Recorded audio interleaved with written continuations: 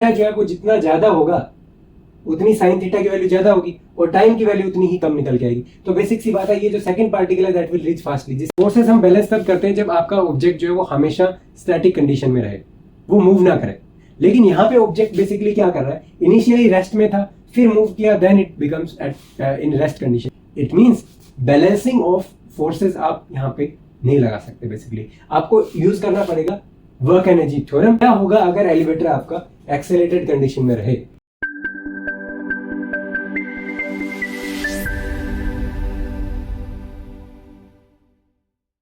अब हम डिस्कस करते हैं आपका नेक्स्ट एक्सरसाइज, जो कि एक्सरसाइज 6.25।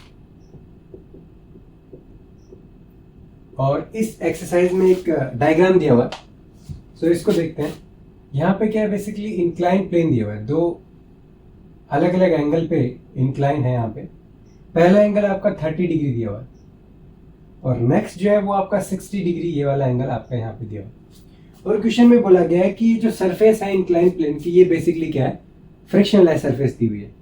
और यहाँ पे दो स्टोन्स हैं, वो आपके क्या है, टॉप मोस्ट पॉइंट से क्या करने स्टार्ट करते हैं, स्लाइड करने स्टार्ट करते हैं, राइट। और बेसिकली ये जो हाइट है ये भी आपको क्वेश्चन में दी हुई है।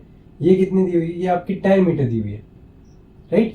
सो 10 मीटर की हाइट से ऊपर से नीचे दो स्टोन जो है, मान लीजिए फर्स्ट ये है, सेकंड ये है, और फ्रिक्शनलेस है तो ये कुछ इस तरीके से यहाँ पे क्या करता है, स्लाइड करेंगे, राइट। ओके, अब हमें यहाँ पे बोला गया है कि जब ये बॉटम पे पहुंचेंगे इस पॉइंट पे, राइट, तो हमें बताना है कि इनकी जो वेलोसिटीज है, मान लीजिए यहाँ पे अगर ये ऑब्जेक्ट पहुंचा तो इसकी वेलोसिटी v1 है मान लीजिए, और ये 1 2 की अगर मैं आइडेंटिफाई इनको करता हूँ, this is v2 let's say. तो हमें बताना है कि क्या जब ये बॉटम पे पहुंचेंगे तो क्या इनकी वेलोसिटीज जो है, स्पीड जो है वो आपकी इक्वल होंगी। तो सबसे पहले तो हमें बताना है कि v1 is equal to v2, इनका मैग्नीट्यूड आप कहोगे कि स्पीड जो है वो इक्वल है कि नहीं। तो ये वाला चीज सबसे पहले हमें चेक करके बताना है।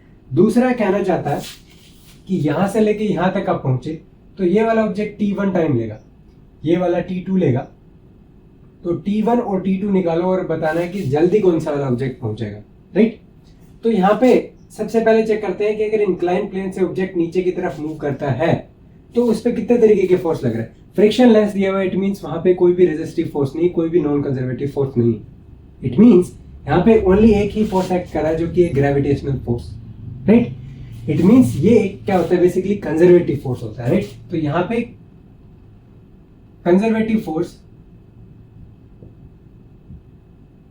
और आप यहाँ पे कह सकते हो कि आपकी जो kinetic energy plus potential energy है या मैकेनिकल एनर्जी है वो आपकी कंजर्व रहने वाली है, राइट। इट मींस अगर मैं एनर्जी इस पॉइंट पे चेक करूं या इस पॉइंट पे चेक करूं, दोनों पे वैल्यू क्या आएगी, सेम आएगी। अब देखिए यहाँ पे ग्राउंड है तो ग्राउंड को मैं क्या कंसिडर कर लेता हूं, एज ए रेफरेंस कंसिडर कर रहा हूं फॉर पोटेंशियल एनर्जी, राइट। अब यहाँ पे पोटेंशियल एनर्जी आपका 0 है, लेकिन काइनेटिक एनर्जी पार्टिकल का कुछ आने वाला है। सिमिलरली यहाँ पे अगर आप देखोगे तो यहाँ पे आपका पोटेंशियल एनर्जी कितना आने वाला है, mgh के इक्वल आने वाला है। तो यहाँ पे mgh हाइट पे, बिकॉज फोर्स के अगेंस्ट ऊपर के डायरेक्शन में जा रहे हो तो पोटेंशियल एनर्जी क्या होगी, इंक्रीज होती है in opposite direction of the gravitational force, right. तो यहाँ से हमें क्या देखने को मिला कि हमें ये मैकेनिकल एनर्जी कंजर्वेशन यहाँ पे देखना पड़ेगा, राइट। तो यहाँ पे देखोगे तो आपका जो initial kinetic energy plus potential energy initial, that will be equal to kinetic energy final plus potential energy final. तो बेसिकली यहाँ पे काइनेटिक एनर्जी क्या है, 0 है, बिकॉज रेस्ट से स्टार्ट किया है। और यहाँ पे पोटेंशियल एनर्जी इतना था, काइनेटिक एनर्जी यहाँ पे क्या है, हाफ mv² है, और यहाँ पे पोटेंशियल एनर्जी 0 है। तो जस्ट आप वैल्यू पुट करोगे तो आपको क्या यहाँ पे दिखेगा, आपको दिखेगा कि mg इज इक्वल टू, यहाँ पे आ जाएगा हाफ mv²। तो यहाँ पे आपको देखने को मिला कि दोनों ऑब्जेक्ट के मास सेम है, दोनों की हाइट सेम है, सेम हाइट से दोनों रिलीज किए जाते हैं। इट मींस दोनों पार्टिकल की जो स्पीड है जब बॉटम पे पहुंचेंगे वो क्या आने वाली है, सेम आने वाली है। तो पहले वाली चीज तो क्या होगी, वेरीफाई होगी कि दोनों ही ऑब्जेक्ट जो है, दोनों ही स्टोन्स जो है वो ग्राउंड पे जब पहुंचेंगे तो दोनों का वेलोसिटी, दोनों का जो स्पीड है, मैग्नीट्यूड जो है, that will B same. Okay, अब दूसरी चीज हमें बतानी है कि यहां से लेके यहां तक कितना टाइम लगा, ये हमें बताना है। तो बेसिकली देखिए अगर आप देखोगे तो यहाँ ऑब्जेक्ट के ऊपर हमें चेक करना पड़ेगा कि जब ये मूव करता है तो इनिशियल वेलोसिटी तो इसकी 0 है और कुछ टाइम बाद इसकी वेलोसिटी इतनी हो जाती है, राइट। और ग्रेविटेशनल फोर्स का केस है, इट मीन्स वहां पे एक्सेलेरेशन आपका बेसिकली कांस्टेंट एक्सेलेरेशन ही लगने वाला है। अब यहाँ पे देखिए, हमें ये देखना है कि इस डायरेक्शन में कितना एक्सेलरेशन लग रहा है। नीचे तो हमें पता है, नीचे तो mg लगता है, लेकिन इस डायरेक्शन में हमें एक्सेलरेशन चेक करना है ना, बिकॉज बॉडी तो इस डायरेक्शन में मूव हो रही है।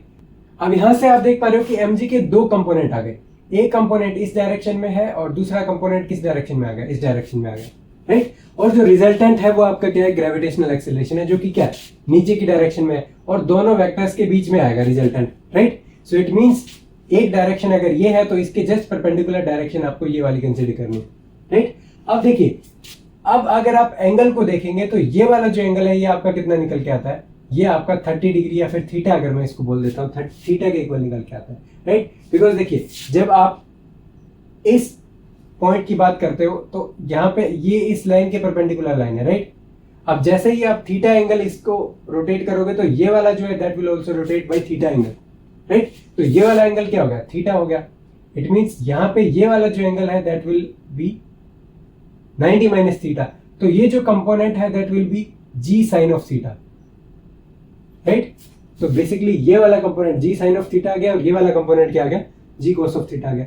तो बेसिकली आपका, अगर मैं इनिशियल वेलोसिटी की बात करूं तो 0 है और फाइनल वेलोसिटी आपकी कितनी हो जाती है, फाइनल वेलोसिटी आपकी हो जाती है कितनी, यहाँ पे v हो जाती है, राइट। और आपका जो एक्सीलरेशन है, जिस एक्सीलरेशन से आपका जो ऑब्जेक्ट है वो मूव कर रहा है, वो बेसिकली क्या हो जाता है, that will be ji sine of theta, right. और यहां से आप क्या कह सकते हो, वेलोसिटी इजीली निकाल सकते हो, m से m यहाँ पे कैंसिल आउट और जो वेलोसिटी है that will be equal to √2gh, right. और यहां से आप क्या चेक कर सकते हो कि आप टाइम कैलकुलेट कर सकते हो बेसिकली, राइट। कैसे कि v is equal to u plus at, because यहाँ पे देखिए ये कांस्टेंट एक्सेलरेशन का केस आ जाता है यहाँ पे, और यहाँ पे आप देख सकते हो कि t जो है that will be equal to v final minus v initial, that is v divided by acceleration, that will be g sine of theta. तो आप देख पा रहे हो कि टाइम जो है वो थीटा पे भी डिपेंड करता है। तो आप देख पा रहे हो कि थीटा जो है वो जितना ज्यादा होगा उतनी साइन थीटा की वैल्यू ज्यादा होगी और टाइम की वैल्यू उतनी ही कम निकल के आएगी। तो बेसिक सी बात है, ये जो सेकंड पार्टिकल है दैट विल रीच फास्टली, जिसके लिए एंगल जो है इंक्लाइन का वो आपका ज्यादा है, राइट। अगर आप एग्जैक्ट कैलकुलेशन करोगे ना तो आपको T1 और T2 की वैल्यूज जो है वो मिलेंगी कुछ इस तरीके से। सबसे पहले तो आपको यहाँ पे जो वैल्यू है आपकी कितनी मिलेगी, वेलोसिटी जो है बेसिकली अगर मैं बताना चाहूँ, वेलोसिटी जो है वो आपको कितनी मिलेगी, 14 मीटर पर सेकंड। आप कैलकुलेशन करिए, नॉर्मल बेसिक है 2gh से, राइट।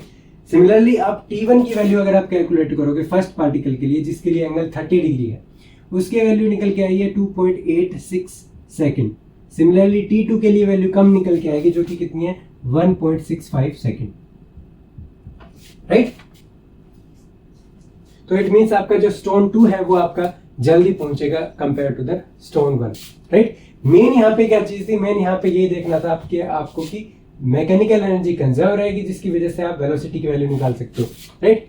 उसके बाद फिर आपने देखा कि यहाँ पे कुछ वेलोसिटी है और यहाँ पे कुछ वेलोसिटी है और इंक्रीज हो रही है, इट मींस इस डायरेक्शन में कोई एक्सेलरेशन एक्ट कर रहा है, और जो कि आपका जी साइन ऑफ थीटा का बेसिकली यहाँ पे कंपोनेंट यहाँ पे रहने वाला है, राइट। और आप इसको इजीली भी चेक कर सकते हो, आपका जो थीटा का डाउट है ना, आप उसको कुछ इस तरीके से भी देख सकते हो कि अगर थीटा का डाउट आता है, ये आपकी नीचे की डायरेक्शन में mg हो गया, राइट। और देखिए ये एंगल थीटा है, तो बेसिकली अगर मैं एक पैरेलल लाइन यहाँ पे बनाता हूँ, राइट, तो ये एंगल भी आपका क्या हो गया, थीटा हो गया, और एक कंपोनेंट जस्ट इसके परपेंडिकुलर है, ये कंपोनेंट क्या हो गया 90 माइनस थीटा, तो ये वाला भी आपका क्या हो जाएगा, थीटा हो जाएगा। तो बेसिक सी बात है, इस वाली लाइन और इस वाली लाइन के बीच का एंगल क्या हो जाता है, थीटा निकल के आता है। आप इजीली कुछ इस तरीके से भी चेक कर सकते हो अगर आपके डाउट है, जो मैंने बेसिक फर्स्ट बताया था, यहाँ से लेके मूव करोगे तो ये एंगल भी थीटा मूव करेगा, लेकिन आप ऐसे भी चेक कर सकते हो बेसिकली कि ये जो एंगल है ये थीटा होगा और ये वाला जो कंपोनेंट है वो आपका जी साइन थीटा बेसिकली निकल के आता है। तो इसकी हेल्प से फिर आप क्या निकाल सकते हो, टाइम निकाल सकते हो, और टाइम जो है वो आपके हाई एंगल वाले पार्टिकल का जो टाइम है that will be less, right. अब हम डिस्कस करते हैं आपका नेक्स्ट एक्सरसाइज, जो कि एक्सरसाइज 26। और ये जो प्रॉब्लम है ये इस चैप्टर का आप कह सकते हो एक्सरसाइज जितनी भी आपकी दी हुई है एनसीईआरटी उनमें से सबसे इंपॉर्टेंट क्वेश्चन ये आपका रहने वाला है, राइट। तो इसमें एक आपको डायग्राम दिया गया, तो इसको सबसे पहले ड्रॉ करते हैं।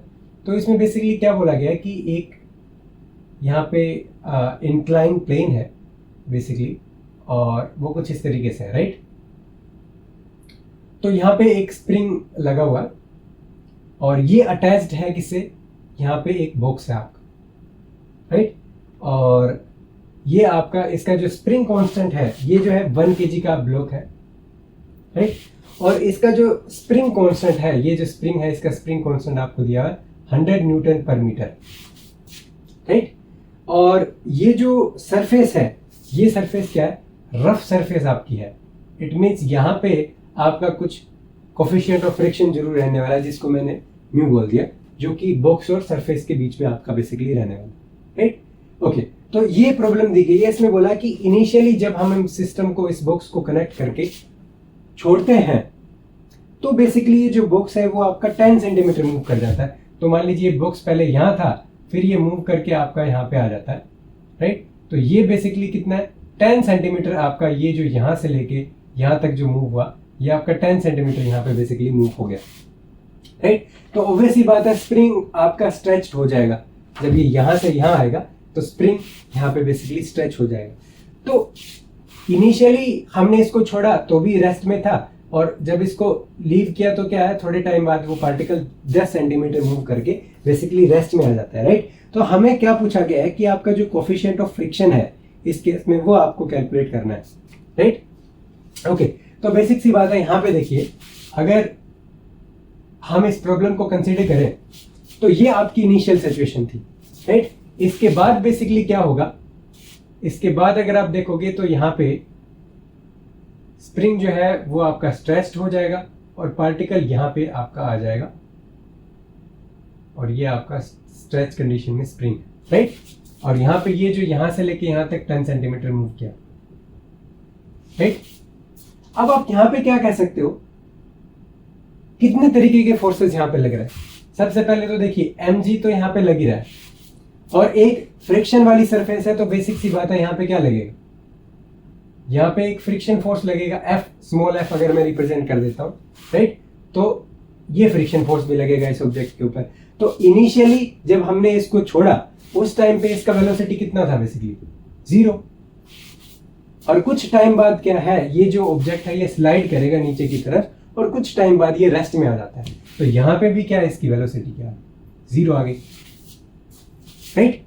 तो आप यहाँ पे क्लियरली क्या चेक कर पा रहे हो कि जब हम बात करते हैं वर्क एनर्जी थ्योरम की, बेसिकली बिकॉज यहाँ पे दो तरीके के फोर्स हैं, कंजर्वेटिव, नॉन कंजर्वेटिव, लेकिन work energy theorem in terms of kinetic energy हमेशा वैलिड रहती है दोनों केसेस में।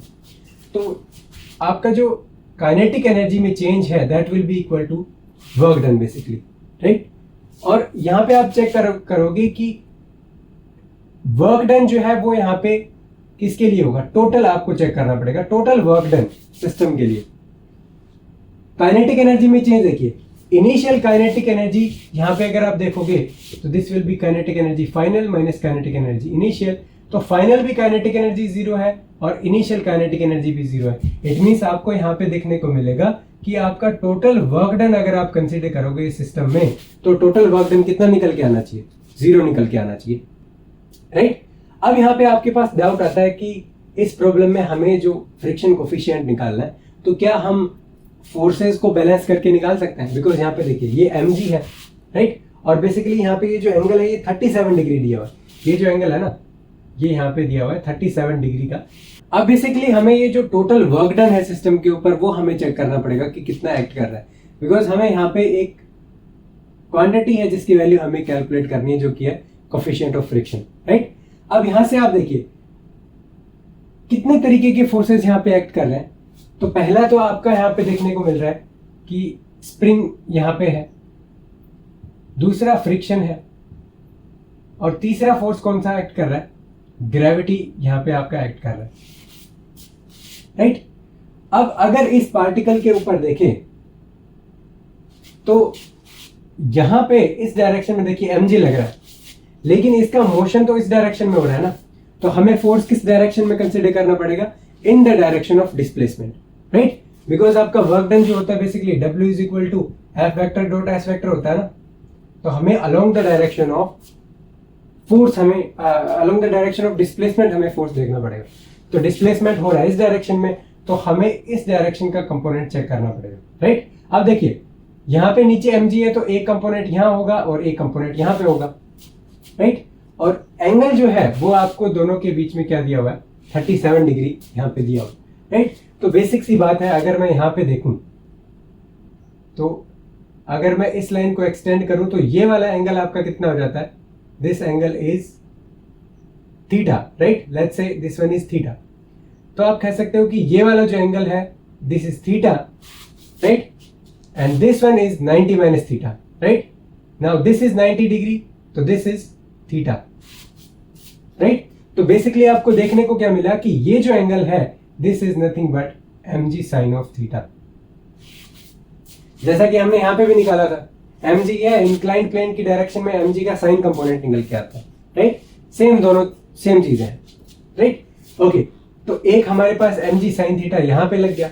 दूसरा हमने यहाँ पे क्या देखा, इस केस में आपका फ्रिक्शन फोर्स भी ऊपर एक्ट कर रहा है, राइट? तो यहाँ पे आपका फ्रिक्शन फोर्स भी यहाँ पे आपका सिस्टम पे एक्ट कर रहा है, तो इसको हमने स्मॉल f से रिप्रेजेंट किया था, राइट? और तीसरा यहाँ पे क्या है, यहाँ पे आपका लग रहा है कौन सा वाला फोर्स, स्प्रिंग फोर्स, राइट? तो हमें टोटल अगर वर्क डन की बात करूं मैं, तो देखिए स्प्रिंग फोर्स है, डिस्प्लेसमेंट आपने कितना किया, बेसिकली 10 सेंटीमीटर का डिस्प्लेसमेंट वहां पे आपको देखने को मिल रहा है, तो इतना ही डिस्प्लेसमेंट स्प्रिंग में मिलेगा। और स्प्रिंग के केस में आपका वर्क डन बेसिकली कितना होता है, हाफ kx स्क्वायर के इक्वल होता है, राइट? अब दूसरी बात आती है कि डिस्प्लेसमेंट यहां हो रहा है, स्प्रिंग फोर्स ऊपर की डायरेक्शन में लग रहा है, एंगल कितना हो गया, 180 डिग्री। तो बेसिकली जो वर्क डन है स्प्रिंग के केस में माइनस हाफ kx स्क्वायर आप करोगे, न कि प्लस, राइट? अब देखिए ऑब्जेक्ट इस डायरेक्शन में मूव कर रहा है, डिस्प्लेसमेंट भी इस डायरेक्शन में है, तो बेसिकली ग्रेविटेशनल फोर्स के केस में क्या होगा, आपका वर्क डन प्लस आने वाला है, और ये आपका क्या आ जाएगा, mg sine of theta multiply by x। x क्या है, इतना डिस्प्लेस किया बेसिकली हमने, राइट? सिमिलरली अब बात आती है फ्रिक्शन फोर्स की। अब फ्रिक्शन फोर्स की वैल्यू कितनी होती है, बेसिकली फ्रिक्शन फोर्स अगर आप देखो F फ्रिक्शन, उसकी वैल्यू कितनी होती है, बेसिकली म्यू इंटू एन, ये कोफिशिएंट ऑफ फ्रिक्शन है, ये आपका नॉर्मल रिएक्शन है। अब नॉर्मल रिएक्शन बेसिकली अगर आप देखोगे तो बेसिकली ये आपका क्या है, नॉर्मल रिएक्शन है, राइट?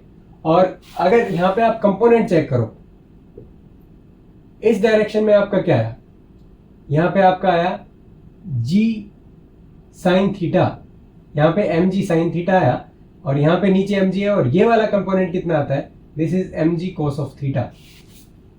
तो बेसिकली नॉर्मल रिएक्शन यहां पे क्या निकल के आया, mu, and this is mg cos of theta. तो इस तरीके से आप फ्रिक्शन फोर्स निकाल सकते हो। तो फ्रिक्शन फोर्स ऑपोजिट डायरेक्शन में लग रहा है from the displacement, it means ये फोर्स आप, ये जो वर्क डन है आपका क्या आने वाला है, नेगेटिव आने वाला है, it means minus mu mg cos of theta multiply by the displacement. और ये जो है टोटल वर्क डन, ये किसके इक्वल आना चाहिए, जीरो के इक्वल आना चाहिए। तो बेसिकली आप दोबारा इसको थोड़ा देख सकते हो कि पार्टिकल के ऊपर कितने तरीके के फोर्स लग रहे हैं, 3 लग रहे हैं, स्प्रिंग फोर्स लग रहा है, फ्रिक्शन फोर्स लग रहा है, ग्रेविटी लग रहा है। हमने ऑलरेडी चेक किया कि वर्क एनर्जी थ्योरम से इनिशियली भी पार्टिकल रेस्ट में था और थोड़े टाइम बाद वापस रेस्ट में आ जाता है, तो बेसिकली टोटल काइनेटिक एनर्जी जो है वो आपकी क्या है, 0 है, इनिशियल और final. It means work done जो है that is basically equal to 0। तो हमने टोटल वर्क डन निकाला है इन तीनों फोर्सेस की वजह से। पार्टिकल डिस्प्लेस नीचे हो रहा है, और हमने ग्रेविटेशनल फोर्स का इसी डायरेक्शन में कंपोनेंट बेसिकली लेना पड़ेगा। तो इस डायरेक्शन में अगर हम करते हैं कंपोनेंट, तो mg साइन थीटा आता है, तो mg साइन थीटा कितना वर्क डन करेगा, mg sign theta multiply by x, और डिस्प्लेसमेंट और फोर्स की डायरेक्शन सेम है, तो वर्क डन पॉजिटिव। अब बात करते हैं स्प्रिंग फोर्स की। स्प्रिंग फोर्स इस डायरेक्शन में आपका मूव करता है, अपोजिट डायरेक्शन में डिस्प्लेसमेंट के, और उसका जो वर्क डन है वो बेसिकली क्या होता है, हाफ kx स्क्वायर हम बेसिकली करते हैं। क्यों करते हैं, बिकॉज देखिए पोटेंशियल एनर्जी में चेंज, वही concept, change in potential energy will be equal to minus of work done, right. तो बेसिकली स्प्रिंग क्या किया है, स्प्रिंग स्ट्रेच हुआ है बेसिकली। तो स्ट्रेच हुआ है तो इनिशियली पोटेंशियल एनर्जी क्या थी आपकी, 0 थी, और फाइनल पोटेंशियल एनर्जी कितनी आ जाती है, हाफ के एक्स स्क्वायर। और ये तो यहां से वर्क डन बेसिकली क्या निकल के आया था, minus half k x square निकल के आया, बिकॉज स्प्रिंग फोर्स जो है वो अपोज करता है बेसिकली डिस्प्लेसमेंट का, तो वर्क डन नेगेटिव निकल के आता है, राइट। ओके, तो ये तो बात आ गई इसकी। तो ये minus half k x square हो जाता है minus m g sine theta multiply by x. Similarly आपका फ्रिक्शन फोर्स का मैग्नीट्यूड निकालना पड़ेगा सबसे पहले, which is mu into N. N normal reaction force है, नॉर्मल रिएक्शन फोर्स से आप क्या निकाल सकते हो, बैलेंस करना पड़ेगा आपको। तो m g cos of theta component आपका नॉर्मल रिएक्शन, बिकॉज बॉडी आपकी यूं मूव कर रही है, ऐसे नहीं मूव कर रही, it means normal reaction m g cos of theta को ऑब्वियसली बैलेंस करेगा, right. Okay, so mu into N ये आपका फोर्स आ गया, मल्टीप्लाई बाय द डिस्प्लेसमेंट। लेकिन डिस्प्लेसमेंट फोर्स की फ्रिक्शन फोर्स की अपोजिट डायरेक्शन में है, then the work done is equal to negative. Okay, अब हमें यहाँ पे क्या करना है, इक्वल टू 0 किया। अब हम यहाँ पे क्लियरली क्या चेक कर सकते हैं कि half k x square is going to equal to m g sine theta minus mu m g cos of theta multiply by x. तो एक एक्स से यहाँ पे एक पावर आप कैंसिल आउट कर सकते हो। आपको बेसिकली म्यू की वैल्यू निकालनी है, तो यहां से आप देखोगे तो देखिए यहां से आप क्या कह सकते हो कि m g sine of theta minus half k x divided by आपकी वैल्यू कितनी आ जाती है, this is m g cos of theta. तो ये वैल्यू आपकी किसकी इक्वल आती है, म्यू के इक्वल आती है। मास आपको पता है 1 kg दिया हुआ है, ग्रेविटेशनल एक्सेलरेशन पता है, थीटा आपका 37 डिग्री दिया हुआ है, के आपकी वैल्यू 100 न्यूटन पर मीटर है, एक्स आपका 10 सेंटीमीटर में है। तो बेसिकली आप इसको क्या करोगे, 0.10 मीटर, राइट। डिस्प्लेसमेंट आ गया। अब बात आती है, ये सारे कंपोनेंट आपको पता है, तो आप म्यू की वैल्यू बेसिकली निकाल सकते हो, और 0.125 बेसिकली म्यू की वैल्यू जो आप कैलकुलेट करोगे वो आपकी निकल के यहाँ पे आने वाली है, राइट। और ये एक आपको पता ही है कि this is just a you can say constant, right. तो इसकी कोई डायमेंशन नहीं होगी, बेसिकली डायमेंशनलेस क्वांटिटी है, राइट। तो आप यहाँ पे इजीली चेक कर सकते हो कि किस तरीके से आप वर्क एनर्जी थ्योरम का यहाँ पे यूज करके किस तरीके से जो वर्क डन है, total work done that will be equal to 0, उसकी हेल्प से आप क्या कर सकते हो, जो फ्रिक्शन कोफिशिएंट है उसकी वैल्यू आप क्लियरली यहाँ पे निकाल सकते हो, राइट। अब यहाँ पे कई बार कंफ्यूजन क्या आता है कि क्या हम फोर्सेस को बैलेंस करके क्या इस क्वेश्चन को सोल्व कर सकते हैं। तो यहाँ पे थोड़ी आपको प्रॉब्लम फेस करनी पड़ेगी, बिकॉज देखिए फोर्सेस हम बैलेंस तब करते हैं जब आपका ऑब्जेक्ट जो है वो हमेशा स्टैटिक कंडीशन में रहे, वो मूव ना करे। लेकिन यहाँ पे ऑब्जेक्ट बेसिकली क्या कर रहा है, इनिशियली रेस्ट में था, फिर मूव किया, then it becomes at in rest condition. तो इन केसेस में आपका ऑब्जेक्ट जो है वो throughout the problem fix नहीं है, बैलेंस नहीं है। It means balancing of forces आप यहाँ पे नहीं लगा सकते। बेसिकली आपको यूज करना पड़ेगा work energy theorem basically, right. और उसकी हेल्प से फिर आप क्या है, आप इजीली यहाँ पे प्रॉब्लम को सोल्व कर सकते हो, राइट। सो ये काफी यहाँ पे इंपॉर्टेंट प्रॉब्लम थी, काफी इंटरेस्टिंग प्रॉब्लम। डिस्कस करते हैं आपका नेक्स्ट एक्सरसाइज, जो कि एक्सरसाइज आपका 6.27, और ये काफी सिंपल सा एक्सरसाइज दिया हुआ है। इसमें बोला गया है कि हमारे पास एक एलिवेटर है, और ये जो एलिवेटर है ये बेसिकली क्या करता है, एक यूनिफॉर्म स्पीड से 7 मीटर पर सेकंड से क्या है, मूव कर रहा है। तो इसकी जो सीलिंग है उसके ऊपर से एक बोल्ट गिरता है नीचे जाके, और इसके फ्लोर से स्ट्राइक करता है, लेकिन रीबाउंस नहीं करता, राइट। और ये जो हाइट है जिस हाइट से ये गिर रहा है, ये हाइट बेसिकली आपको दी हुई है, कितनी दी हुई है, 3 मीटर की हाइट यहाँ पे दी हुई है। तो बेसिकली ये पूछना चाह रहा है कि यहां से ये नीचे गिरा, यहाँ पे रेस्ट में आ गया, रीबाउंस नहीं किया, तो बेसिकली यहाँ पे कुछ हीट लॉस ये बोल रहा है, हीट जनरेट होती है। तो जो जनरेटेड हीट है इंपैक्ट की वजह से, वो हमें यहाँ पे क्या करनी है, कैलकुलेट करनी है, राइट। तो यहाँ पे हमें क्या निकालना है, हीट बेसिकली निकालना है, राइट। तो सबसे पहले हम यहाँ देखते हैं कि इस प्रॉब्लम में कितने तरीके के फोर्स इस सिस्टम के ऊपर एक्ट कर रहे हैं। देखिए mg तो हमेशा एक्ट करेगा, अब दूसरी बात आती है, क्या इस यूनिफॉर्म वेलोसिटी की वजह से कोई फोर्स लग रहा है? ऑब्वियस सी बात है, नहीं लग रहा है। यूनिफॉर्म वेलोसिटी हो या रेस्ट में हो। तो इसका जो सेकंड पार्ट है उसमें बोला गया कि अगर रेस्ट में अगर एलिवेटर है, in that case also situation same रहेगी, बिकॉज ओनली एक ही फोर्स एक्ट कर रहा है, ग्रेविटेशनल फोर्स, राइट। और ग्रेविटेशनल फोर्स क्या है बेसिकली, उसके अंदर आप डिफाइन करते हो पोटेंशियल एनर्जी का कंसेप्ट। तो यहाँ पे आप कह सकते हो कि इस पॉइंट पे पोटेंशियल एनर्जी क्या है, बेसिकली आपकी 0 है। और इस पॉइंट की अगर मैं बात करूं, इस पॉइंट पे क्या है आपकी काइनेटिक एनर्जी 0 है, पोटेंशियल एनर्जी बेसिकली कितनी है, mgh है, राइट। और ये यहाँ पे क्या है, जो काइनेटिक एनर्जी में कन्वर्ट होगी 12 mv², राइट।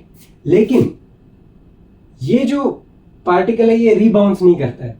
इट मींस जितना भी एनर्जी आपने यहाँ पे दिया वो यहाँ पे वेलोसिटी आपकी 0 हो गई बेसिकली, जस्ट स्ट्राइक करने के बाद। इट मींस आपका जितना भी एनर्जी था कंप्लीटली हीट में कन्वर्ट हो गया। That's why it becomes in rest. और पोटेंशियल एनर्जी ऑब्वियसली 0 ही है पहले से। तो यहाँ पे आप क्या कह सकते हो कि आपका जो हीट है, जो हीट एनर्जी आपका जनरेट हुआ वो बेसिकली किसके इक्वल हो जाएगा, mgh के इक्वल हो जाएगा। तो मास आपको पता है, जी आपको पता है, और हाइट आपको पता है। तो ये जो वैल्यू है जब आप कैलकुलेट करोगे तो 8.82 जूल बेसिकली वैल्यू आती है, राइट। तो ये तो बात आ गई कि अगर आपका यूनिफॉर्म वेलोसिटी से एलिवेटर मूव करे या फिर रेस्ट में एलिवेटर है, तो दोनों ही केसेस में आपका सेम वर्क डन आपको करना पड़ेगा, which is the heat generated in the system, right. अब दूसरी बात आती है कि इसमें क्वेश्चन में नहीं दिया हुआ है, लेकिन अगर एलिवेटर जो एक्सेलरेटेड कंडीशन में अगर मूव करे, क्या उस केस में भी सेम सिचुएशन रहेगी? तो उस केस में चीजें अलग रहने वाली हैं। कैसे? देखिए, उस केस में अगर मैं यहाँ पे डिस्कस करूं, अगर एलिवेटर मान लीजिए नीचे के डायरेक्शन में ए एक्सेलेरेशन से मूव कर रहा है, तो उस केस में डिस्प्लेसमेंट ऊपर से नीचे, राइट, डिस्प्लेसमेंट ऊपर से नीचे ही हो रहा है बोल्ट का, राइट। और यहाँ पे अब दो तरीके के फोर्स यहाँ पे एक्ट कर रहा है। एक तो ग्रेविटेशन फोर्स है जो कि नीचे की तरफ लग रहा है, और दूसरा जो इस पार्टिकल के ऊपर फोर्स है, अगर आप देखोगे तो देखिए नीचे की तरफ एक्सेलरेट अगर पार्टिकल होता है तो बेसिकली उसके ऊपर एक स्यूडो फोर्स एक्ट करता है जो कि जस्ट अपोजिट डायरेक्शन में होता है। तो अगर नीचे की तरफ एक्सेलरेट किया तो पार्टिकल के ऊपर फोर्स कहाँ लगेगा, ऊपर के डायरेक्शन में लगेगा, और किसके इक्वल लगेगा, ma के इक्वल लगेगा। और नीचे की डायरेक्शन में mg फोर्स लग रहा है, तो नीचे की डायरेक्शन में रिजल्टेंट आपको बेसिकली वर्क डन ही तो निकालना है, जो कि कंप्लीटली कन्वर्ट हो गया हीट में। तो वर्क डन यहां से बेसिकली कितना आएगा, डिस्प्लेसमेंट की डायरेक्शन में फोर्स कितना है, mg minus A basically, and multiply divided by x। तो ये आपका वर्क डन आ जाएगा। तो हीट एनर्जी आपकी जो हुई वो आपकी कम आएगी अगर आप नीचे के डायरेक्शन में एलिवेटर को एक्सेलरेट कर दो। अब आ जाती है दूसरे केस की। अगर मान लीजिए दूसरे केस में अगर हम देखें कि अगर एक्सेलरेटर अगर ये ऊपर की डायरेक्शन में होती है तो ये तो डाउनवर्ड आ गया,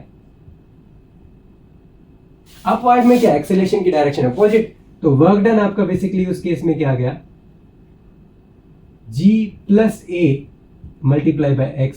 तो ये अपवर्ड में, अपवर्ड एक्सेलरेटेड और एक में डाउनवर्ड एक्सेलरेटेड, राइट। तो ये काफी इंटरेस्टिंग और इंपॉर्टेंट पॉइंट था यहाँ पे जो कि डिस्कस करना जरूरी था कि यहाँ पे एलिवेटर आपका रेस्ट में बताया हुआ है या फिर यूनिफॉर्म वेलोसिटी से क्या होगा अगर एलिवेटर आपका एक्सेलरेटेड कंडीशन में रहे।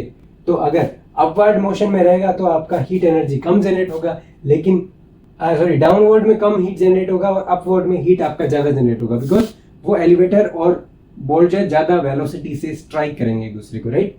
सो आई होप कि आपको दोनों प्रॉब्लम्स जो है काफी इंटरेस्टिंग लगी होंगी, काफी अच्छे से समझ में आ गए होंगे, और आप कहोगे कि इस आपके जो चैप्टर की दो काफी इंपॉर्टेंट प्रॉब्लम जो है वो हमने यहाँ पे डिस्कस करी। और बेसिक सी बात है, यहाँ पे आपने वर्क एनर्जी थ्योरम की हेल्प से आप कह सकते हो कि मोस्टली प्रॉब्लम जो है हमने यहाँ पे सॉल्व की, राइट। सो आई होप आपको ये इंटरेस्टिंग लगा होगा, and thank you all for watching, and we will meet in the next video. Thank you.